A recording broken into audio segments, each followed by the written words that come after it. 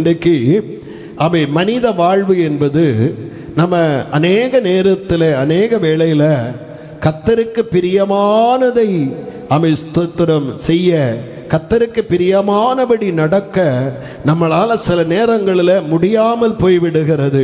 அதைவிட மனிதனுக்கு பிரியமாய் நடக்க, உலகத்தின் காரியங்களில் பிரியமாய் நடக்க இந்த உலகம் நம்மை இழுத்து கொண்டு சென்று விடுகிறது. அல்லேலூயா. ஆனால் வேத வசனம் சொல்லுகிறது, யாரை தேவன் காப்பாற்றுவார் அப்படின்னா தேவனுக்கு பிரியமாய் நடப்பவனை. அல்லேலூயா. தேவனுக்கு பிரியமாய் நடப்பவன். அல்லேலூயா.